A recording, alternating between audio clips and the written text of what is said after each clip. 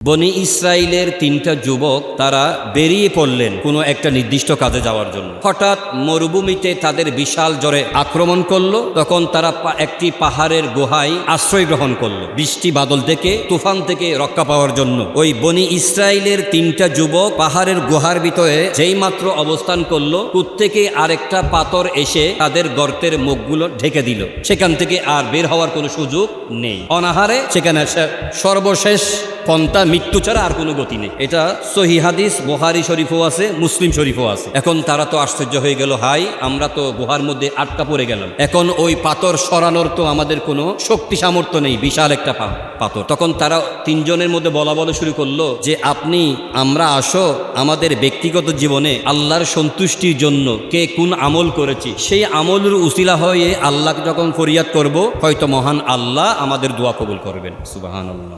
একজন ব্যক্তি বলছেন, হ্যাঁ ঠিক আছে, আমার জীবনে আমি একটি ভালো কাজ করেছি। এই মুহূর্তে আমার মনে পড়ছে যে আমার বকরি ছাগল ছিল, তাদেরকে আমি মাঠে চড়াতে নিয়ে যেতাম। দিন শেষে তাদের কাছ থেকে আমি দুধ দহন করতাম। ওই দুধগুলোকে গরম করে প্রথমে আমি আমার মা এবং বাবাকে পান করাতাম, এরপরে আমার সন্তান সন্ততি স্ত্রী আমি পান করতাম। একদিনের ঘটনা, আমি বকরিগুলোকে অনেক দূরে নিয়ে গেলাম। আস্তে আস্তে আমার অনেক রাত হয়ে গেল। আমি দুধ দহন করলাম, গরম দিলাম। প্রথমে যথারীতি আমার মা বাবার কাছে নিয়ে গেলাম, তখন দেখতে পাচ্ছি তারা ঘুমিয়ে পড়ল। আমি ওই দুধ ভর্তি পাত্রটা নিয়ে তাদের শিয়রে দাঁড়িয়ে থাকলাম। এদিকে আমার নিষ্পাপ মাসুম বাচ্চারা আমার পায়ের কাছে এসে ক্ষুধার্ত হয়ে তারা দুধ পান করার জন্য চাচ্ছে। কিন্তু এই আমার যে চিরচরিত নিয়ম, প্রথমে আমার মা বাবাকে পান করাতাম, পরে আমার সন্তান সন্ততি অন্যান্য মেম্বারদেরকে পান করাতাম। এই কারণে আমি আমার মা বাবার জন্য অপেক্ষা করছি, তারা কবে ঘুম থেকে জাগ্রত হবে, তাদেরকে আমি দুধগুলো পান করাবো। দাঁড়িয়ে থাকতে থাকতে ফজর হয়ে গেল, সকাল হয়ে গেল, তারা ঘুম থেকে জাগ্রত হলেন। এরপর আমি আমার মা বাবাকে দুধ পান করালাম,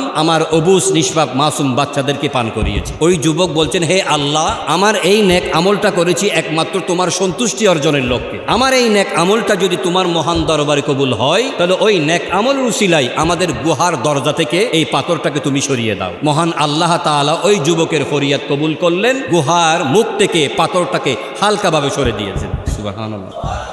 দ্বিতীয় আর যুবক বলতেছেন যে আমার একজন চাচাতো বোন ছিল, তার সাথে আমার গভীর সম্পর্ক ছিল। একজন পুরুষ একজন নারীকে যেরকম ভালোবাসে, তার প্রতিও আমার এরকম ভালোবাসা ছিল। একদিন আমি তাকে আগ্দ বহির্ভূত অন্যায়ভাবে মিলিত হওয়ার জন্য আবেদন করেছিলাম, সেই কিন্তু রাজি হয়নি। সর্বশেষ আমি তাকে 200 দিনার দেব বলে আনলাম, সে আসলো। হাদিসে মুবারাকার এবারত এরকমই, আমি যখন 2 হাঁটু গেড়ে তার 2 পায়ের মাঝখানে বসলাম নিন্দিত কাজ করবার জন্য, তখন ওই আমার চাচাতো বোন আমাকে বলছে, হে আল্লাহর বান্দা, তুমি আল্লাহকে ভয় করো, আগ্দ বহির্ভূত অবৈধ পন্থায় তুমি আমার কাছে এসে না, এই নেককারজনক ঘৃণিত কাজ থেকে তুমি বিরত থাকো, তুমি আল্লাহকে ভয় করো। তখন ওই যুবক বলছে, আমি তার কথা শুনে আল্লাহকে ভয় করে ওইখান থেকে ফিরে এসেছি, যেখান থেকে ফিরে আসা কোনো যুবকের পক্ষে সম্ভব না। হে আল্লাহ, আমার ওই আমলটা যদি তোমার কাছে কবুল হয়ে থাকে, তাহলে এই কঠিন বিপদ থেকে মাওলা আমাদের গর্তের মুখ থেকে এই পাথর খণ্ডটাকে তুমি সরিয়ে দাও। তখন মহান আল্লাহ ওই যুবকের ফরিয়াদ কবুল করলেন, তার কাছ থেকে গুহার দরজা থেকে পাথরটাকে সরিয়ে দিয়েছেন।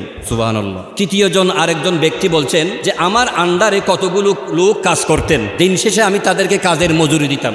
একদিন এক ব্যক্তি কাজের মজুরি না নিয়ে সেই চলে গেল। আমার কাছে যেই যতগুলো প্রাপ্য পেত সেগুলাকে এগুলার বিনিময়ে আমি ওট কিনলাম, ছাগল কিনলাম, লালন পালন করতেছি।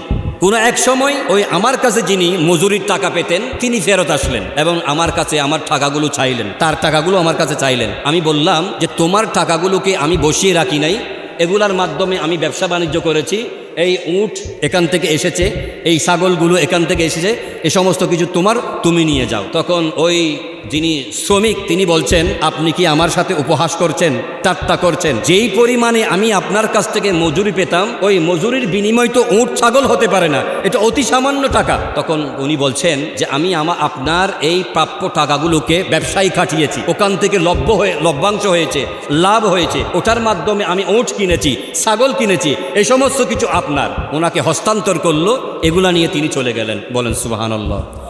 উনি বলছেন, হে আল্লাহ, আমার এই নেক আমলটা যদি তোমার কাছে কবুল হয়ে থাকে, তাহলে এই কঠিন বিপদ থেকে আমাদেরকে তুমি মুক্তি দান করো। সুবহানাল্লাহ। এই যুবকের ফরিয়াদ মহান আল্লাহ কবুল করলেন। গর্তের মুখ থেকে পুরো পাথরটাকে আল্লাহ সরিয়ে দিয়েছেন এবং তারা সেখান থেকে বের হয়ে মহান আল্লাহ তাআলার শুকরিয়া আদায় করেছেন। সুবহানাল্লাহ। সম্মানিত মুসল্লিগণ, এই হাদিসে মোবারকা থেকে আমরা কি শিক্ষা হাসিল করলাম? আমরা যতগুলো নেক আমল করি, নেক আমলের পিছনে লোক দেখানো থাকতে পারবে না, রিয়া থাকতে পারবে না, আল্লাহর সন্তুষ্টি মূল উদ্দেশ্য থাকতে হবে। রসুল পাক সাল্লাল্লাহু আলাইহি ওয়াসাল্লাম হাদিসে মুবারাকার মধ্যে বলেছেন, নিয়াতুল মুমিনি খায়রুন মিন আমালিহি। মুসলমানদের নিয়ত তার আমল থেকে উত্তম। সুবহানাল্লাহ। যেমন ধরুন, একজন মানুষ কোনো একটা ভালো কাজ করার জন্য নিয়ত করেছেন, তিনি এখনো কাজটা শুরু করেননি। নিয়ত করার সাথে সাথে তার আমলনামার মধ্যে ভালো কাজের নেকি কিরামান কাতিবিন লিপিবদ্ধ করা শুরু করে দিয়েছে। সুবহানাল্লাহ।